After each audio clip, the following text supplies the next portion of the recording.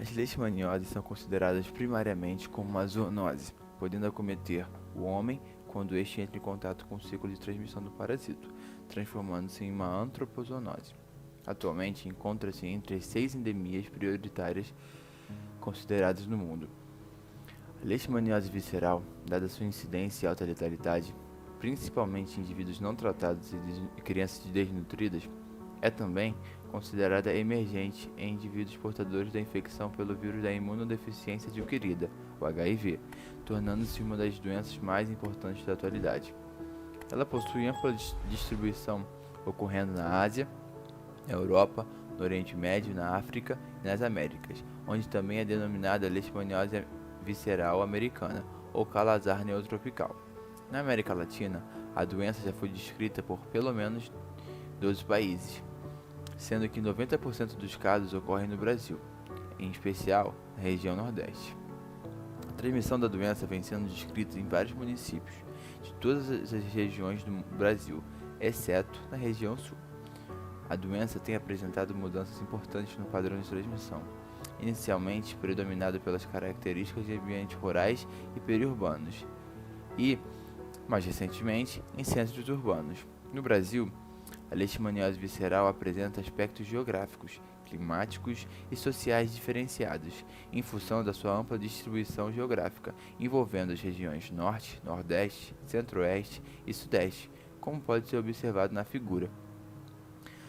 A leishmaniose, especificamente canina, está presente em aproximadamente 50 países do mundo, com uma prevalência especial elevada na região mediterrânea e em regiões da América do Sul. Essa é uma doença muito importante pelo seu impacto na medicina veterinária e também na saúde humana. Até o presente momento, de todos os animais identificados como reservatório da doença, o cão é considerado, epidemiologicamente, o mais importante. A prevalência da infecção em cães em áreas endêmicas pode chegar a mais de 50%. É importante salientar que a prevalência de infecção canina é maior que a soroprevalência, isto é, muitos cães infectados não desenvolvem resposta imune moral e, portanto, não são identificados por meio de métodos sorológicos, pois não apresentam anticorpos. Com a utilização de técnicas moleculares de diagnóstico, sabe-se que hoje, para cada cão sintomático vivendo em área endêmica, existem cerca de 5 cães assintomáticos.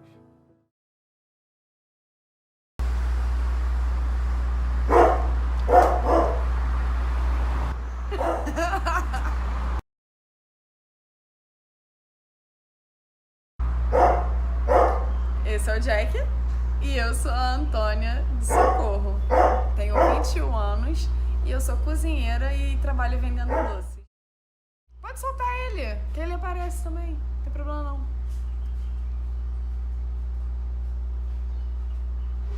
Então, o Jack, vem cá Jack, vem cá.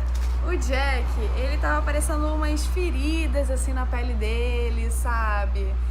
E aí ele começou a ficar muito borocochô, né, Jack? E o Jack, ele simplesmente parou de comer. E ele, olha o tamanho desse bicho. Gente, ele não para de comer nunca. Aí eu entrei em desespero, porque quando eu fui ver nas fezes dele, tava aparecendo sangue, corri pro veterinário, né? Aí eles fizeram um examezinho de sangue nele, e aí deu que ele tava com leishmania. Fui falar de um amigo de um amigo meu, o cachorro dele teve, sendo que descobriu tão tarde que tiveram que sacrificar o bicho. Mas o Jack, eu descobri cedo, não é, menino? E aí vai começar o tratamento. E assim, eu tô muito positiva, não estou preocupada. E me falaram que ele teve que sacrificar porque passava pro ser humano, né? Mas assim, deve passar por mordida, né? Então assim, o Jack não morde, então é super tranquilo. Aí você tem alguma ideia de como é que ela é transmitida? Já ouviu falar? De onde você tirou isso? Então, não sei, como falaram que passava pra humano, imaginei que fosse através da mordida do cachorro, sendo que, pô, o Jack não vai me morder, ele não morde ninguém. Olha, tem um monte de mosquito, inclusive tá picando a gente nesse momento, né?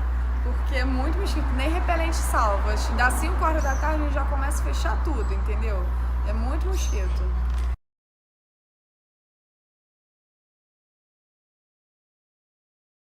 A A leishmaniose visceral é uma doença infecciosa sistêmica causada pelo protozoário do gênero Leishmania.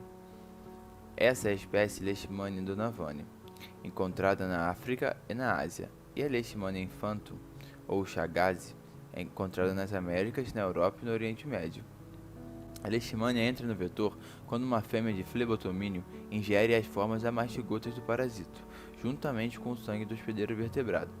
No período de 0 a 2 dias após a alimentação sanguínea infectante, ocorre a diferenciação dos parasitas em promastigotas, seguido de uma intensa multiplicação, que ocorre dentro do bolo alimentar armazenado no intestino médio abdominal do mosquito.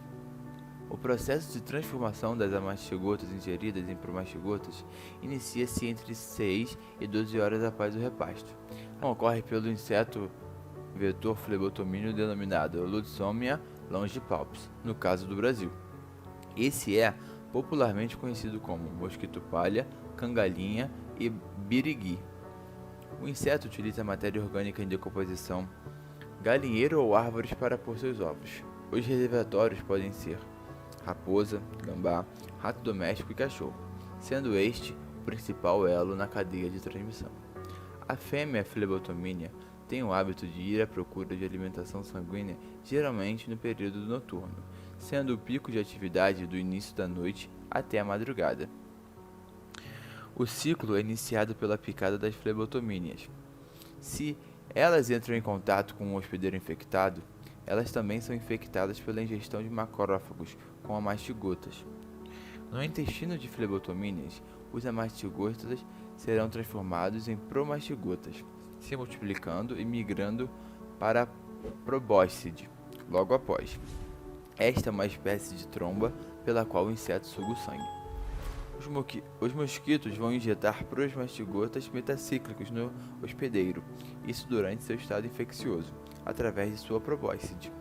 Logo em seguida, os promastigotas serão fagocitados pelos macrófagos e células fagocíticas desse hospedeiro, e assim irão se transformar em amastigotas. Esses amastigotas vão entrar em multiplicação e irão infectar outras células mononucleares. O ciclo independe do cachorro. Entretanto, a sua inserção faz com que aumente com intensidade. Com a quantidade exacerbada de vetores, há também maior probabilidade de infecção em humanos.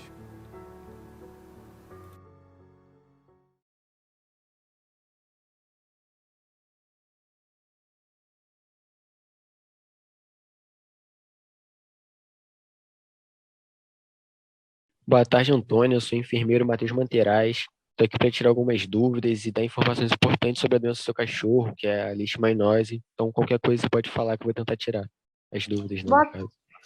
Boa tarde, Matheus. Eu não sabia que a enfermagem atuava nessa área, porque na minha cabeça essa doença fosse só de cachorro, entendeu? Isso é bem comum mesmo, as pessoas não saberem disso, mas já que a leishmaniose aparece inicialmente em animais, que eles vão virar um reservatório para o parasita da leishmaniose e posteriormente vão aparecer em humanos, que acaba virando um problema de saúde pública, que é uma área de atuação da enfermagem, uma área muito importante para a gente. Nossa, eu não sabia disso. Tô super Pois preocupada é. agora. E além Não disso, sabia. como é um caso de saúde pública, né, como eu disse, é de nossa responsabilidade garantir o bem-estar físico, mental e social das pessoas afetadas, da população. E o SUS também tem como um objetivo maior que é evitar que as pessoas adoeçam, né? Para não sobrecarregar os pós, não sobrecarregar as clínicas e tudo mais. Sim. E assim, como é que vocês fazem isso? Fiquei curiosa.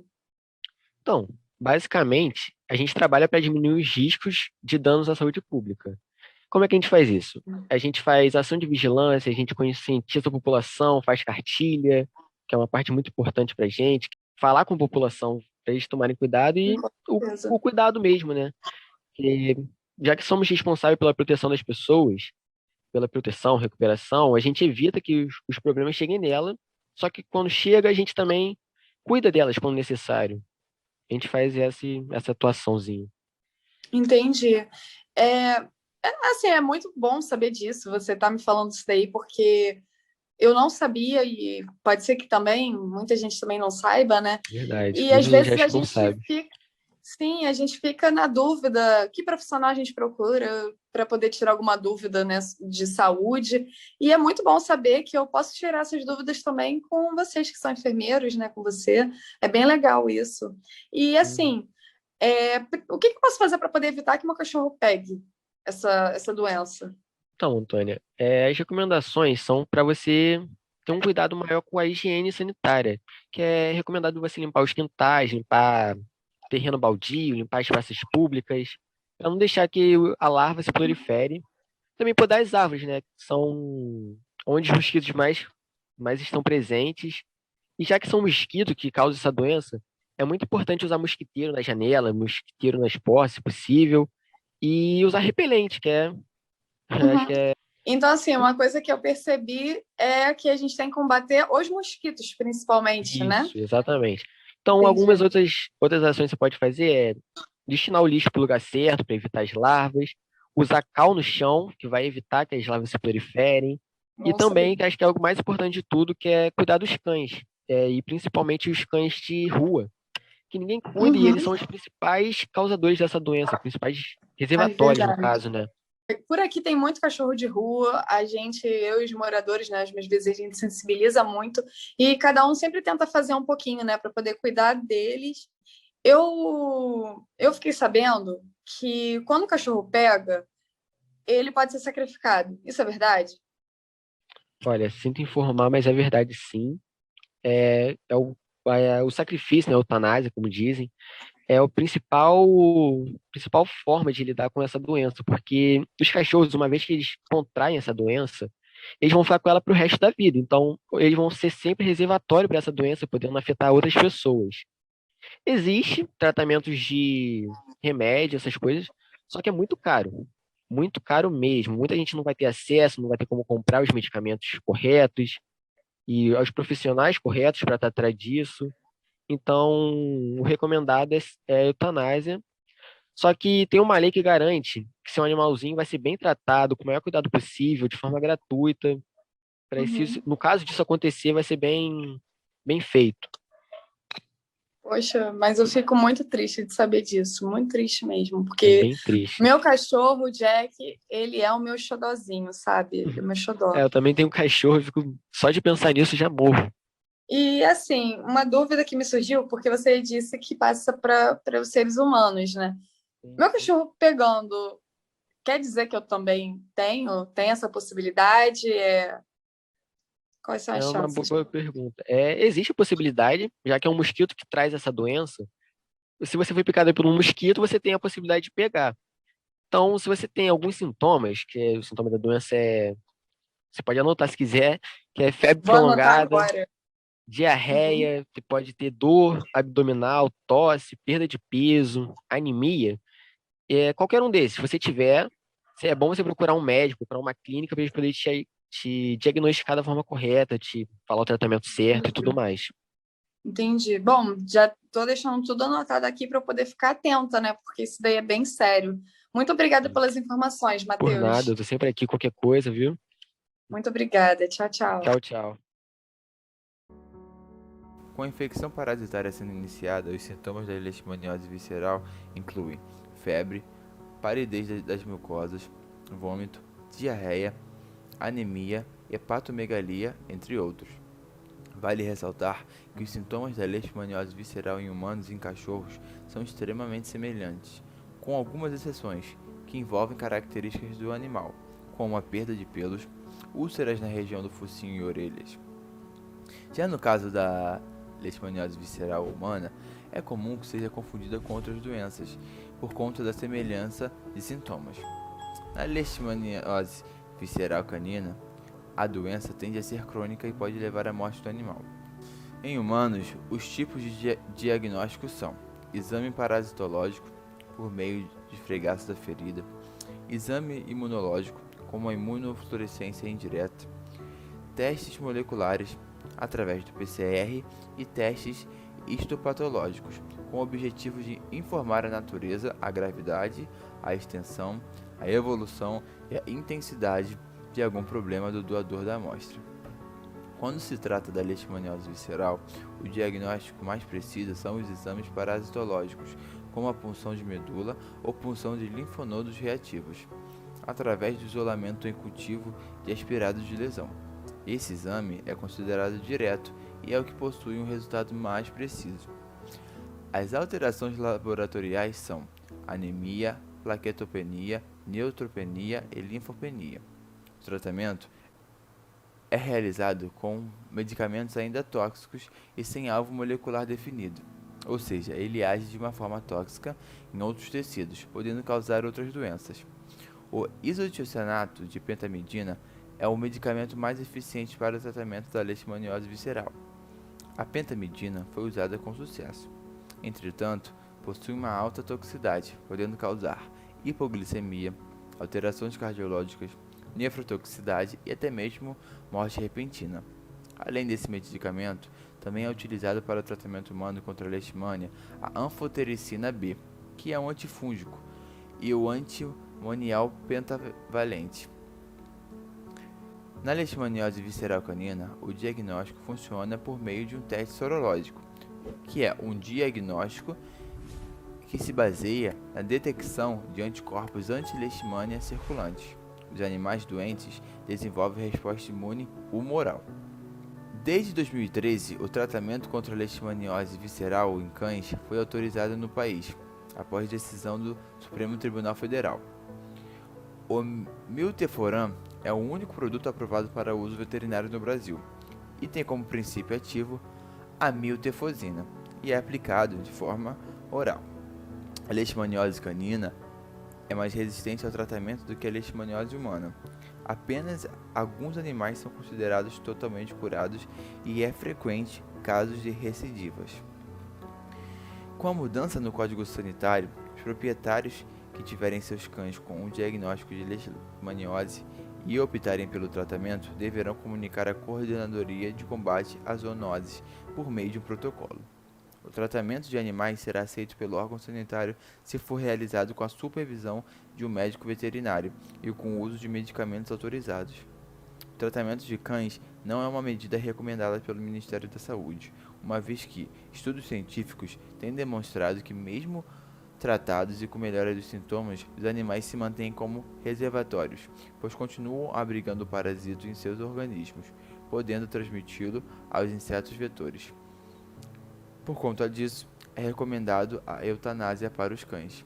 A saúde pública se define por um conceito no qual é considerada como um conjunto de normas executadas pelo Estado, com o intuito de garantir o bem-estar físico, mental e social de toda a população. O Sistema Único de Saúde, o SUS, além de tratar pessoas doentes e garantir o bem-estar físico e social dos cidadãos, possui um objetivo maior: evitar que as pessoas adoeçam. São alguns dos objetivos desse sistema: identificar e divulgar os condicionantes e determinantes da saúde, formular a política de saúde para promover os campos econômicos e social, para assim diminuir o risco de agravo da saúde, fazer ações de saúde de promoção, de proteção e recuperação, integrando as ações assistenciais e preventivas. A leishmaniose visceral canina é muito importante para a saúde pública, tendo em vista que possui alta incidência, letalidade e implicações econômicas, sendo assim muito impactante nessa área. O intenso processo migratório, causado por problemas econômicos ou sociais, provocou modificações ambientais. O processo de urbanização crescente e o esvaziamento rural, por exemplo, são agentes coadjuvantes na expansão das áreas endêmicas desta zoonose, no aparecimento de novos focos. Com isso, houve uma redução do espaço ecológico do vetor, colaborando para a ocorrência de epidemias. Atualmente, essa enfermidade já está adaptada ao ambiente urbano, algo que não era comum antes de tomar as proporções existentes, onde então se tem a maior parte da população humana e canina, e assim possui proporções maiores. Isso levou à inserção da LVC na saúde pública, para a produção de ações de vigilância, conscientização e cuidados, a fim de controlar os casos existentes e evitar novos casos, uma vez que estratégias antes usadas para combatê-la não são mais eficientes, exigindo um maior esforço dos órgãos públicos para enfrentá-la. É uma doença de difícil diagnóstico, tendo em vista que a maioria dos cães enfermos não apresentam sintomas, o que torna a contaminação mais propensa e de difícil identificação. Além de tudo isso, o período de incubação da doença é bastante variável, o que dificulta ainda mais o diagnóstico clínico dessa doença. Ele pode variar de 3 meses a vários anos. Há alguns anos, uma vacina contra a leishmaniose visceral canina vem sendo usada no país. Ela possui uma eficácia de 80% e induz o efeito protetor contra a doença. O tratamento em humanos ainda ocorre por meio de um processo de imunização, com tratamento variável de acordo com a gravidade das lesões. Embora não exista ainda um método mais eficaz para o tratamento desta doença em humanos, o tratamento rápido de cães infectados se mostra eficiente para o controle da doença em regiões endêmicas.